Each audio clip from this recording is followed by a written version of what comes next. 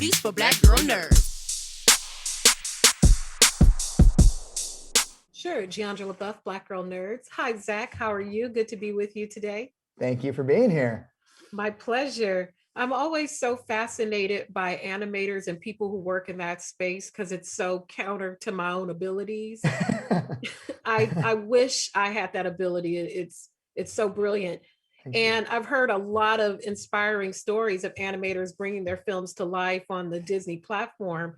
How long did it take you to bring this one to life? And what were those early versions like?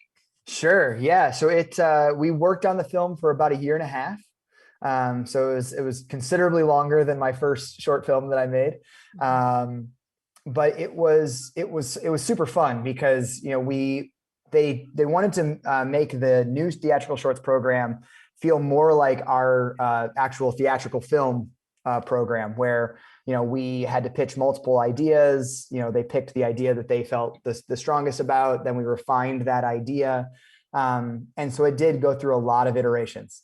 We did 3 or 4 full screenings, where we boarded the entire movie, cut it together, filmed it, got notes, threw it all out, redid it, as well as, a lot of time spent just in kind of outline form, beat board form early on, really talking about who our characters are, why we're telling the story, what we're trying to say, and how we can say that best. And so throughout the entire process, it was always about, being present, and focusing on the present, not focusing on the past.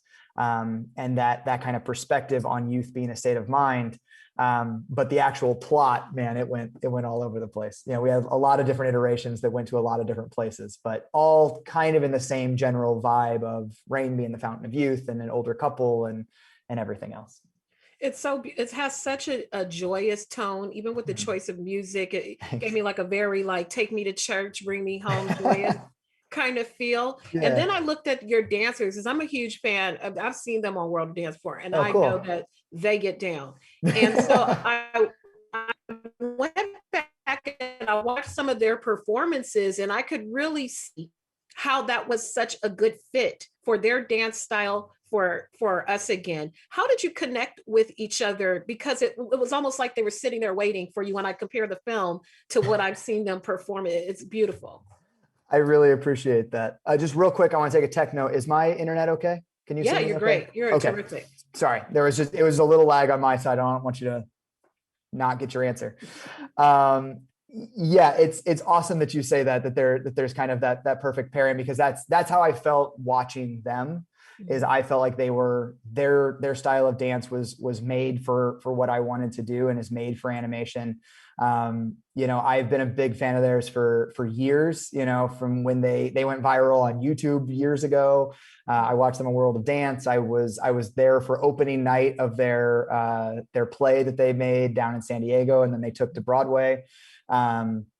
So I've been a huge fan of theirs for years, and they were actually what I used in my pitch, my original pitch for this idea. I had a super cut of clips of Keone and Mari just to kind of illustrate, I think I can create a world where dance is not something that you do, but how you do everything. Because look at how they have this conversation that's very small and intimate. Look at how they have this conversation that's very big and broad.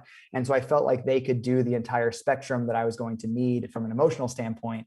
And so our producer, Brad Simonson, reached out to them very early on during development and just asked if they were interested in coming in for a conversation.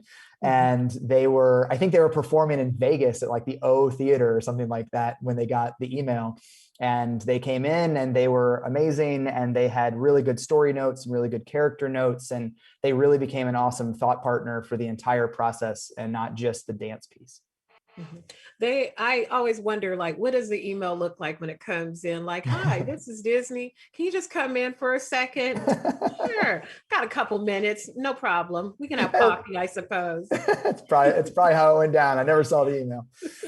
With working with dance and other shorts, I've seen some of the process where you look at clay molds, you look at real life things of whatever it is you're going to animate. With working with dancers, dance is so different in that it's constantly evolving, almost like water, trying to animate water. What were some of the challenges, and were there things that happened that weren't as challenging for you as you anticipated them being? Sure. I mean, I think every film has its challenges, right? Like there's always that thing. It's like, ooh, how are we going to do that?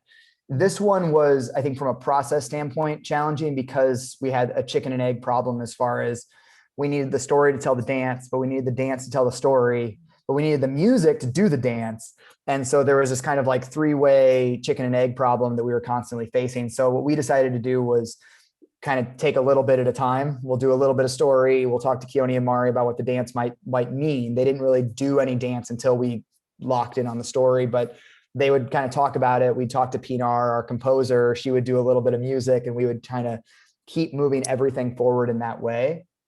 But once we had the dance figured out, once we had the reference from Keone and Mari, the actual animating was not dissimilar from how we would do, we do lots of musical numbers in our Disney films and things like that. So we're used to animating to music, or, even a dialogue scene, you're still trying to be synchronistic with that sound. And so we had great reference from Keone and Mari, and we have some of the best animators in the world. So that piece actually became fairly familiar. It was getting to that point that was this whole new territory that we weren't used to.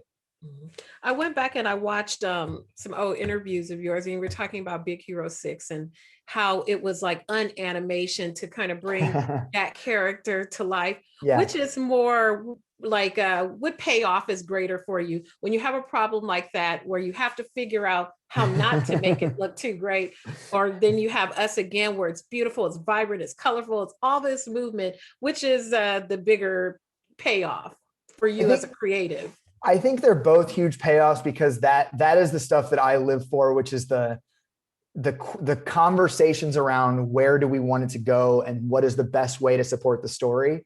With Baymax, the authenticity of his character was all about that animation, right? It was all about letting him process in this very linear way, letting him animate in this very linear way, so that is as true as humanly possible to his character. And then for Us Again and the world of Us Again, it was about being as honest and true to those characters and their world and the specificity of that world. And so I guess the key word is really specificity. So it comes down to like making sure that every choice you make, regardless of the film, is specific to that moment, that character, that story. With that story for Us Again, it's a love story, but it's almost like a self-love story more so than a romantic love story. How was the fine line of creating a story that kind of intersected those two particular things, the love of a spouse and the love of yourself, and trying to outrun Father Time, I guess you could say. Exactly. What's the fine line between the two of those for you? Well, that's a really great observation. And it was definitely a challenge throughout the development process, because it could easily switch one way or the other. If you went too far into just art, then you were like, well, why does Dot need to be there? Mm-hmm. And if you went too far into Dot, then what was the actual like emotion that art was overcoming? And so we really did need to thread that needle. For me, I was always very adamant that it needed to be a relationship story, not only because I loved the title Us Again, but because I don't think when you're in a relationship, I've been with my wife for 7 years. I don't think when you're in a relationship, that self-love cannot be a part of the relationship. They're so intertwined, how you see yourself and how you interact with your spouse, that to me, they have to both be there. And my wife in particular, she is very much Dot, and I am very much Art. I'm the stressor and the guy who's looking to the past, and she's very much that person who's joyful and in the present. And she is that person who reminds me of the beauty in our relationship, the beauty in our world, the beauty in our lives. And so it kind of needed to be both. We wanted it to be one where Art at the beginning wants to be Us Again physically, but really it's about being Us Again emotionally and being back to who they both are authentically from the beginning. It was beautiful. I can't lie. I had a couple pretty cry. I had to do the pretty cry. I couldn't do the, it embarrassed myself and my husband. It's very beautiful and thank you. And topical. And sometimes, older people get lost in the world of animation, middle-aged, whatever you want to categorize folks as. And they get lost in animation, but we still love it too, even as grown-ups. Thank you for your time. Thank you so much. Such a pleasure, and have a wonderful day. Thank you. You too. You too. Bye-bye. Bye.